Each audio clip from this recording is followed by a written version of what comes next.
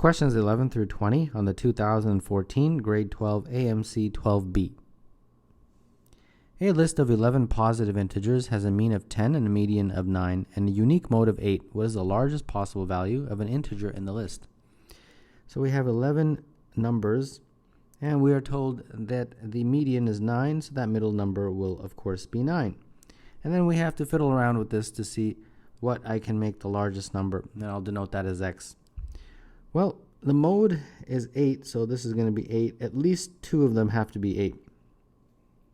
So let's put in some numbers. We want this to be as large as possible, so we want all the other numbers to be as small as possible. So I can't put 1, 1, 1 like that, because if I do, that would make 1 the mode. So I have to choose unique numbers. And same thing here, 10, 11, 12, and 13. So if I add up these guys and divide by 11, that average is 10.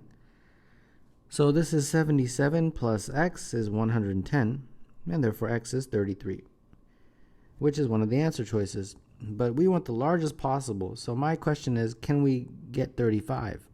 All right, let's see if we can get 35 as a value for x. Again, fiddling around with this thing, we can say, well, how about if I make 8 appear 3 times, like that? And then now I can make this 1, 1, because if I make it twice, it doesn't make it the mode. Same with the 9, I can make it twice. 10 I can make twice, and then 11. How about this scenario? So again, add them all up. Divide by 11, and that's going to be 10. So this becomes 75 plus x is equal to 110, and therefore x is equal to 35. So there we go. With this type of an arrangement, we were able to get a larger value for x. So number 11, the answer is E. A set S consists of triangles whose sides have integer lengths less than 5 and no 2 elements of S are congruent or similar. What is the largest number of elements that S can have?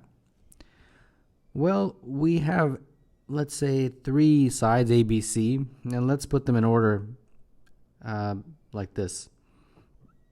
A is less than or equal to B, less than or equal to C, less than 5. But we also know by the triangle inequality that A plus B must be greater than C. So you make a little table and go through this. And when you do, you get the following possibilities for A, B, and C. 4, 4, 4, 3, 4, 4, 1, 4, 4. These are the only ones that pass the triangle inequality. 3, 3, 4. 2, 3, 4, 3, 3, 3, 2, 3, 3, 1, 3, 3, 2, 2, 3, 2, 2, 2, 1, 2, 2, and finally 1, 1, 1. Now, how many is this?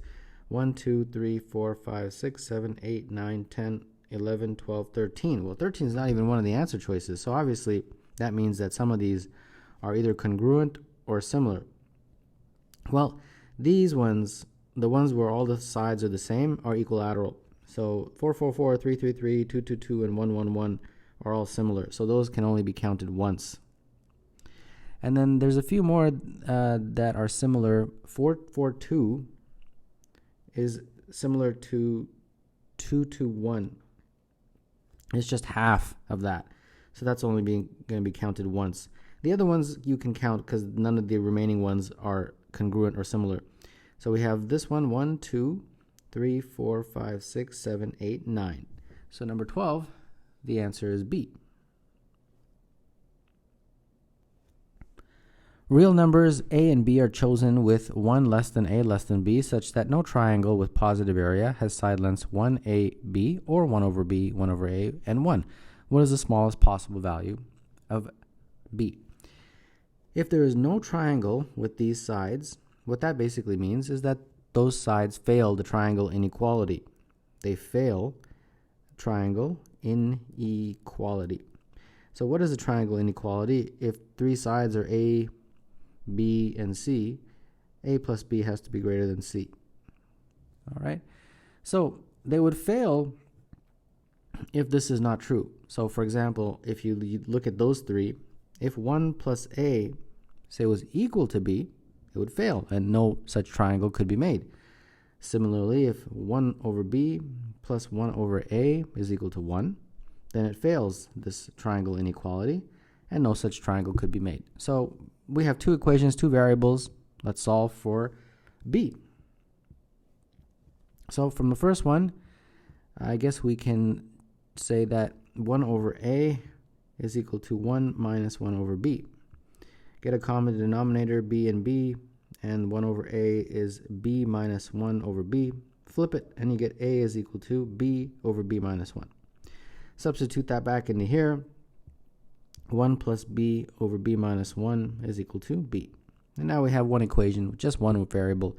We can now solve this. Cross multiply, or probably going to get a common denominator first on this guy, b minus 1, b minus 1.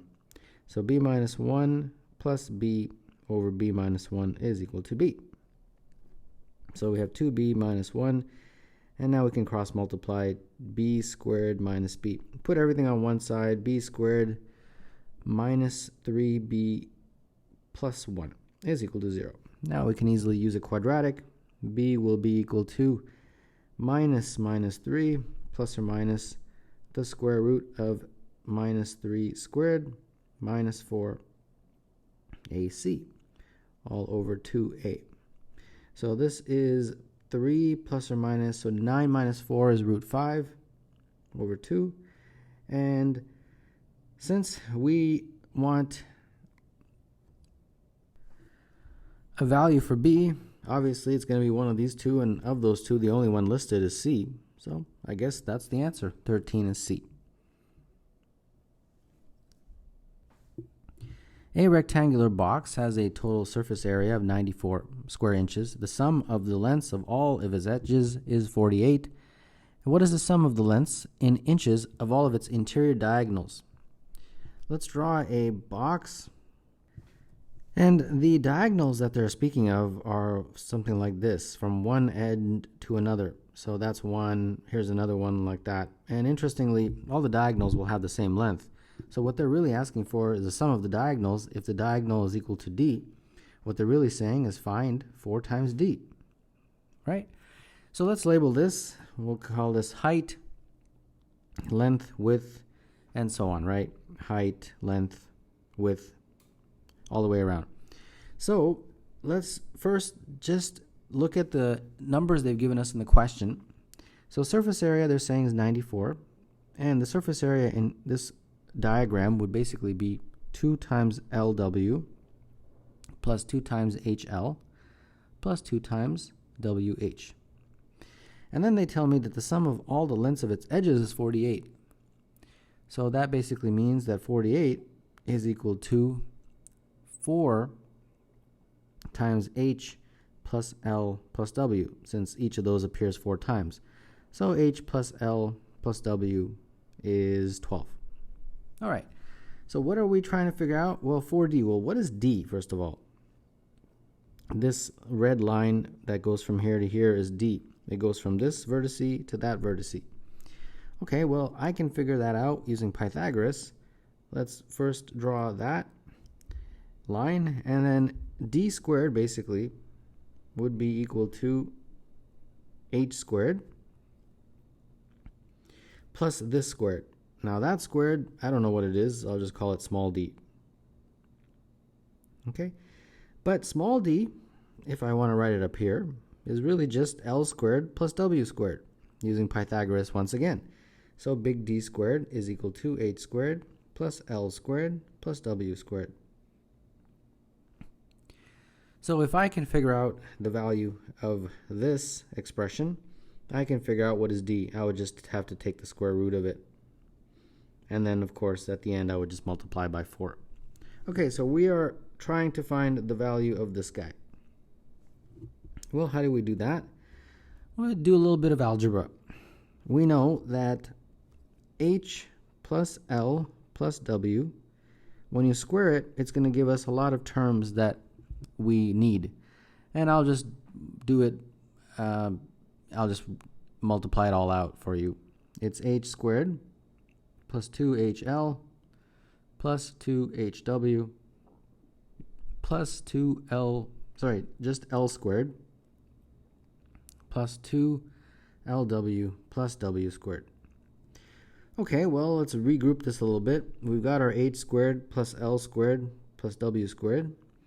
That's here, here, and here. And then the rest we have 2LW plus 2HL plus 2HW. And that is equal to H plus L plus W squared. All right, well, H plus L plus W we know is 12, so that's 12 squared. This H plus H squared plus L squared plus W squared is basically D squared from here. And then this guy is 94. So there we go. So that becomes D squared is basically 144 minus 94, which is 50. So D is the root 50.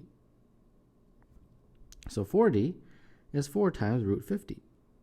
And that's not one of the answer choices. We just have to make it in a different form. That's going to be 4 times 25 times 2, right? So 5 times root 2. And that is 20 root 2. So there we go. Number 14, the answer is D.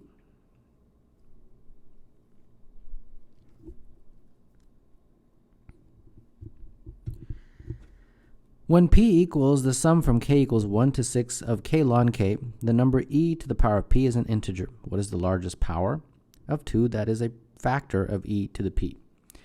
What we need to do is figure out what is e to the p, and then we have to compare it to 2 to the power of x, and then we'll see what x can be, what's the largest number x can be.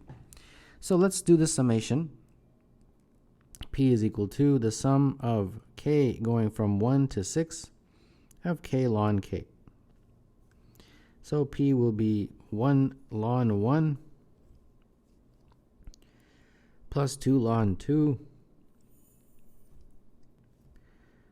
plus 3 ln 3 plus 4 ln 4 plus 5 ln 5, and the last one is 6 ln 6. All right. So let's simplify this. This is just ln of 1. This is going to be the ln of 2 to the power of 2. This is the ln of 3 to the power of 3. This is the ln of 4 to the power of 4. This is the ln of 5 to the power of 5. And this is the ln of 6 to the power of 6. Okay? Then we can add them together using ln rules. This is the ln of 1 times 2 squared times 3 squared times, well, instead of 4 to the power of 4, I want to put it in powers of 2. So that would make it 2 to the power of 8. 5 to the power of 5 is fine, but 6, I'm going to break it up into 2 and 3. So it'll be 2 to the power of 6 and 3 to the power of 6. So this basically becomes ln of, combining the 2's, I've got 2, 8, and 6, so that's 16. And then combining the 3's, I've got 3 and 6, so 3 to the power of 9, and then 5 to the power of 5. So now we want this guy right here, okay? So e to the power of p is going to be e to the power of ln 2 to the power of 16 times 3 to the power of 9 times 5 to the power of 5. Now this just simplifies to 2 to the power of 16, 3 to the power of 9 times 5 to the power of 5. And that's it. So now we have to look at this guy right here. We want to see, what does that simplify to? Well, we have 2 to the power of 16, 3 to the power of 9 times 5 to the power of 5. What's the largest factor that can divide that top number, a factor, power of 2? Well, obviously, 2 to the power of 16. That is pretty straightforward at that point in the question. So number 15, the answer is C.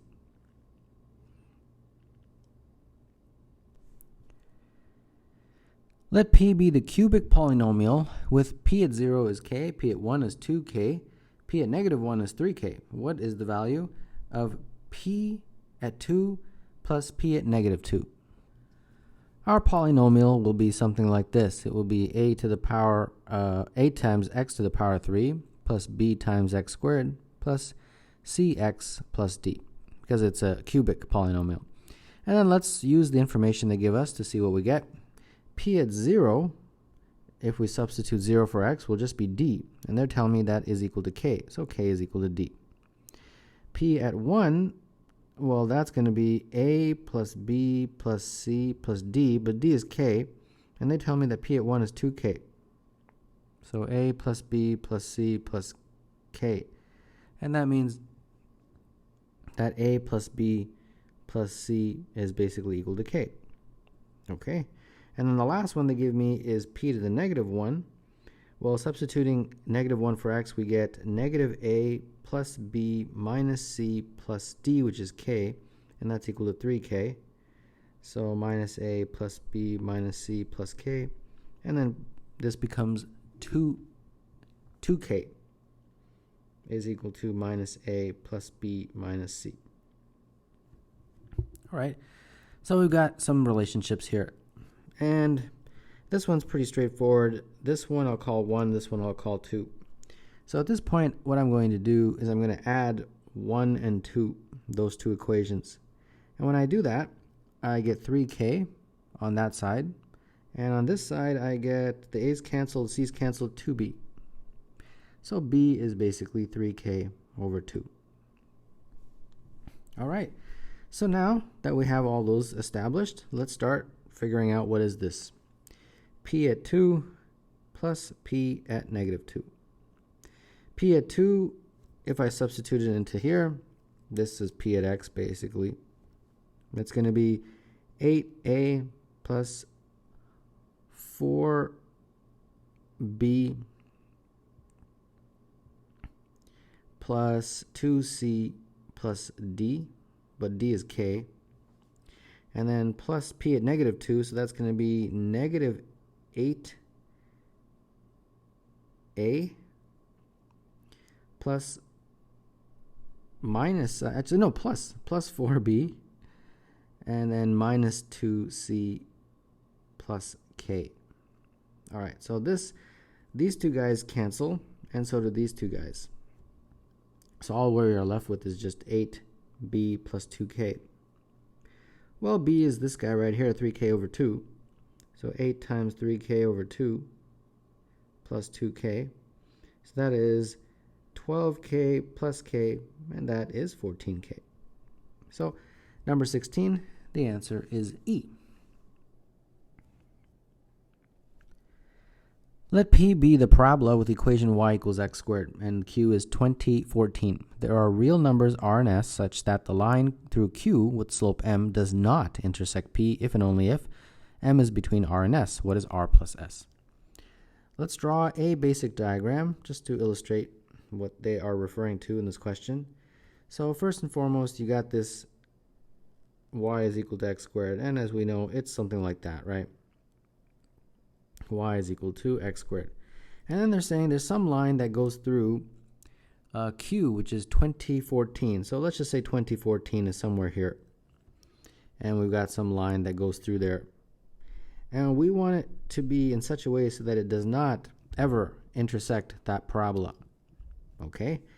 So what is my parabola? Y equals x squared. What is that line? Well, I don't really know, but it's of the form y equals mx plus b.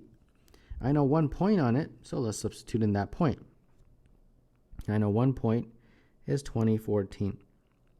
So let's substitute that in. 14 is equal to 20m plus b, and therefore b is equal to 14 minus 20m.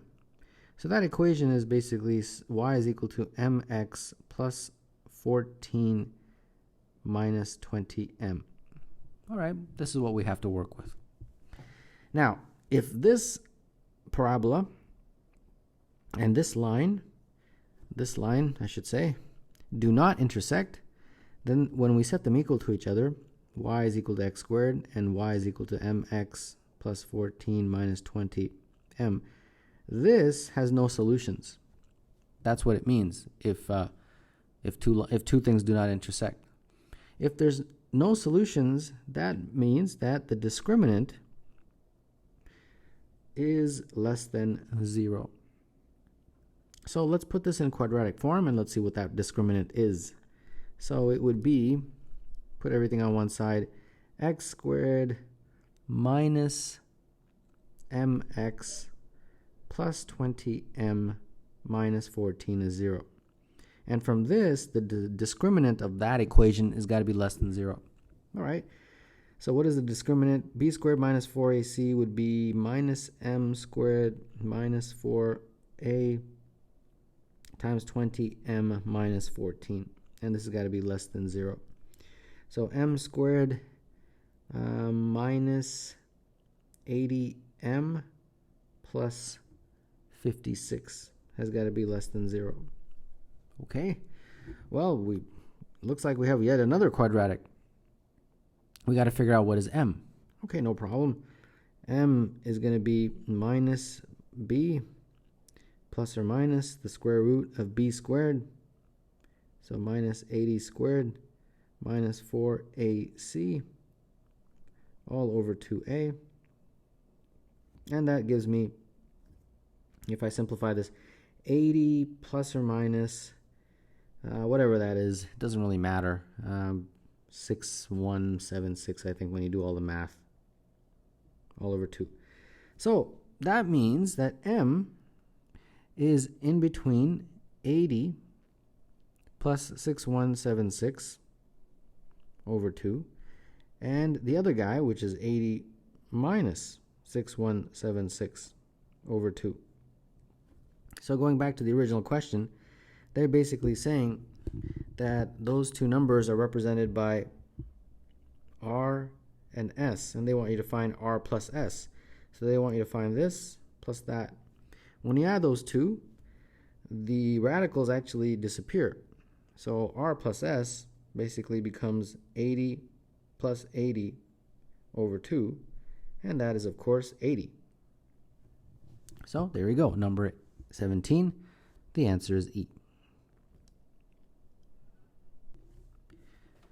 The numbers 1, 2, 3, 4, 5 are to be arranged in a circle. An arrangement is bad if it is not true that for every n from 1 to 15, one can find a subset of the numbers that appear consecutively on the circle that sum to n. Arrangements that differ only by a rotation or reflection are considered the same. How many different bad arrangements are there?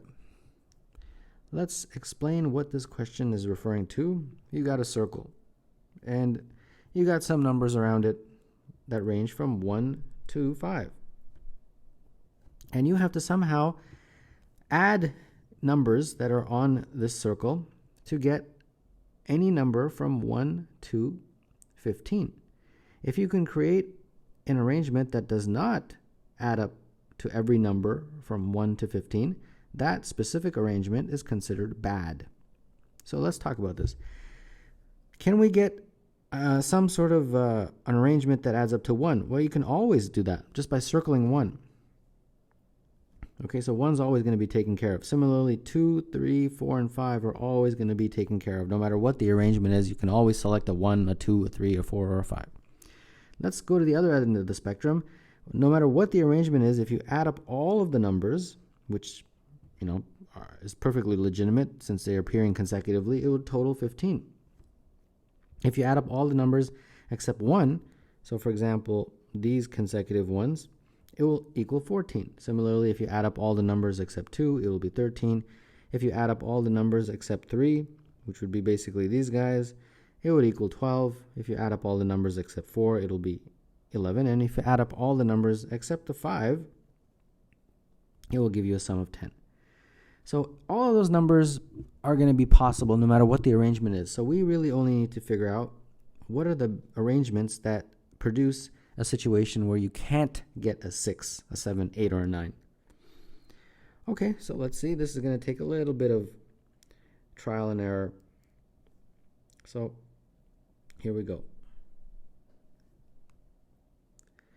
Now let's look at this situation. So can't get 6. So I want to arrange these numbers 1, 2, 3, 4, 5 in such a way so that according to the conditions of the question, I can't get a 6.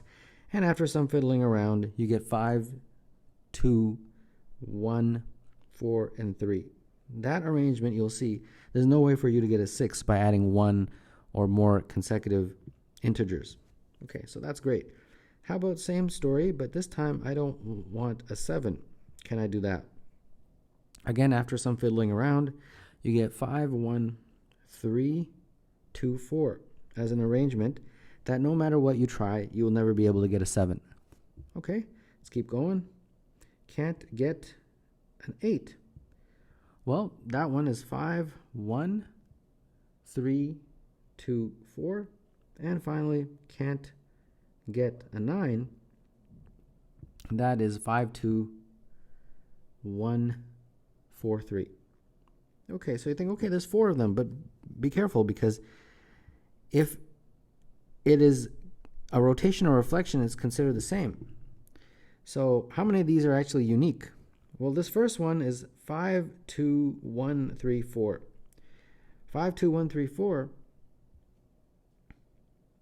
is the same as this one, 5, 2, 1, 3, 4. So only one of these is unique. This guy is unique. And this one is just the same, basically. Now let's look at this one that can't get a 7, 1. 5, 1, 3, 2. But this one can't get an 8 is also 5, 1, 3, 2. So we have a unique here, but then we have a same here. So in terms of unique bad arrangements, there's only 2. This one and this one. So number 18, the answer is B.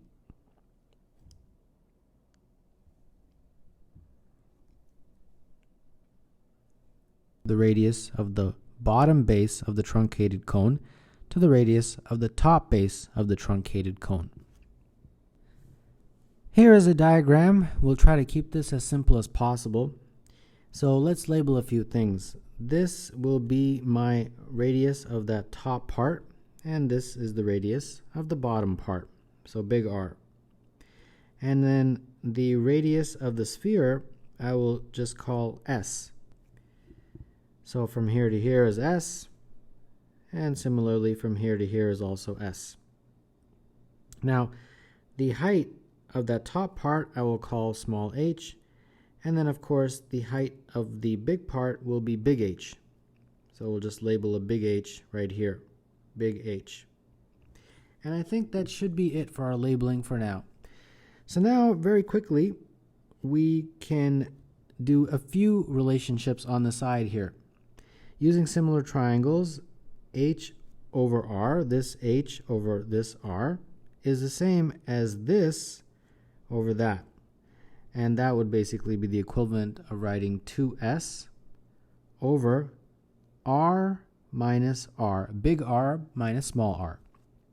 The next relationship is that the big height from top to bottom is h, and that is equivalent to 2s plus small h.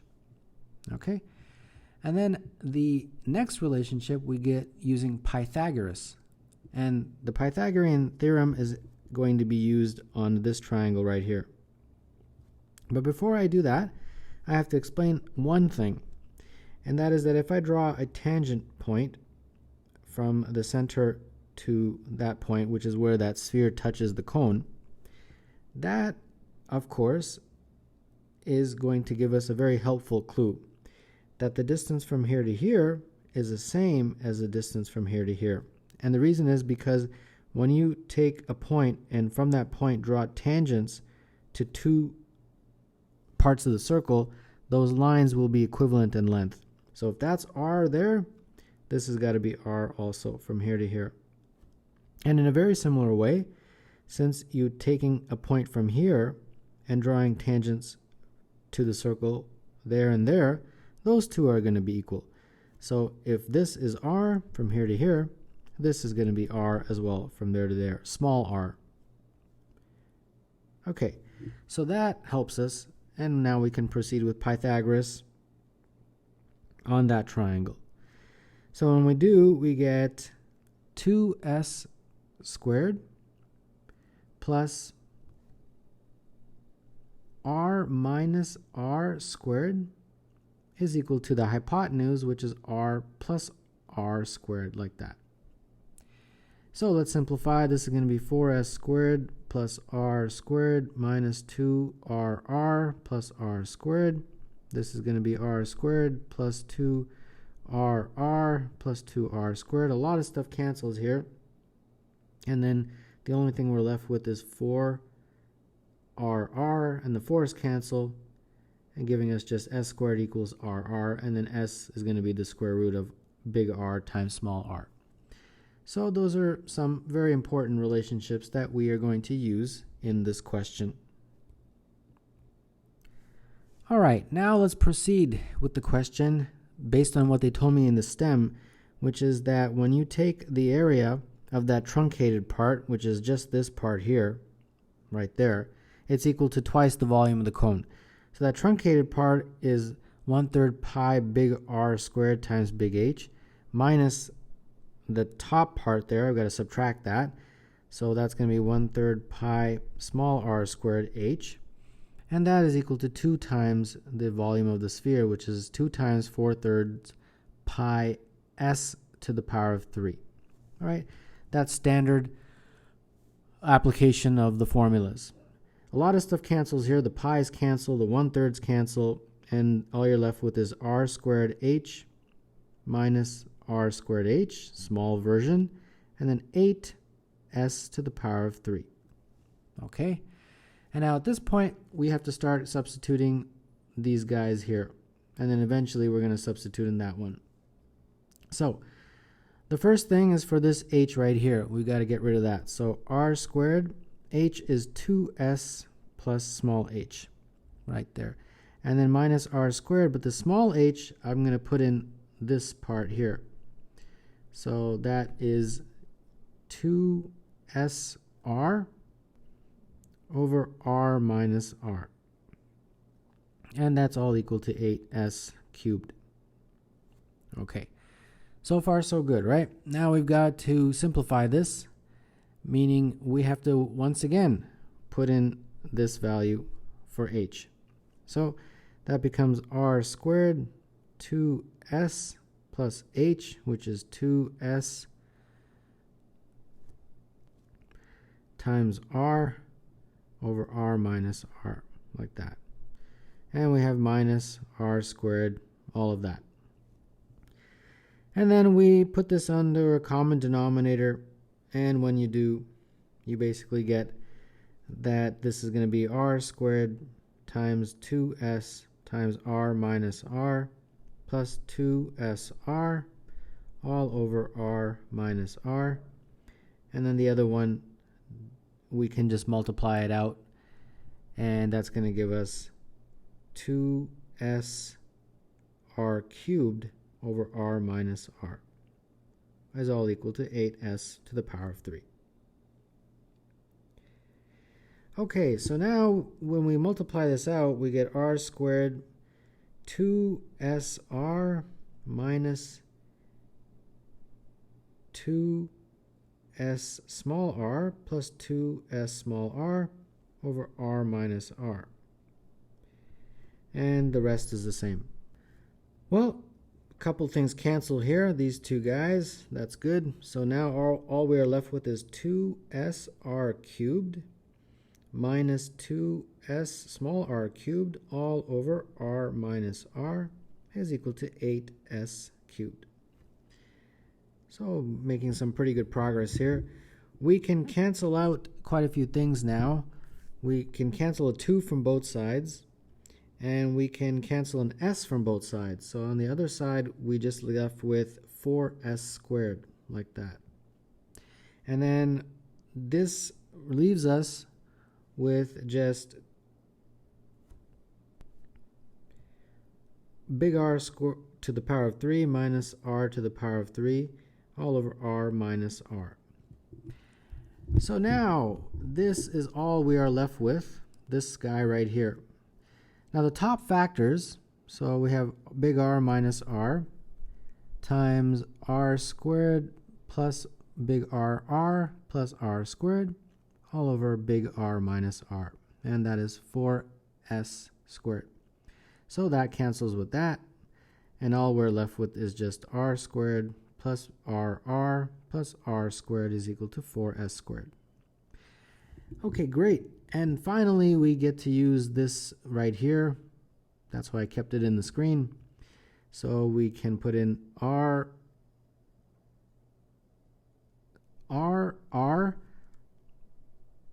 without the square root because we're squaring it. So it'll just be like this. All right, now let's put everything on one side. And finally, we get r squared minus 3 big R plus r squared is equal to 0. Great. But unfortunately, we've got to use a quadratic to solve that. But that shouldn't be too big of a deal. So let's use a quadratic. That means r is equal to minus b. In this case, it's minus 3 small r, plus or minus the square root of b squared, which is minus 3r squared, minus 4ac, which is r squared, all over 2a.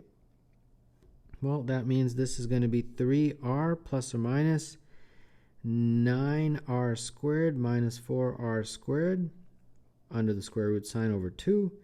So r is 3r plus or minus, that looks like 5r squared, like that, over 2.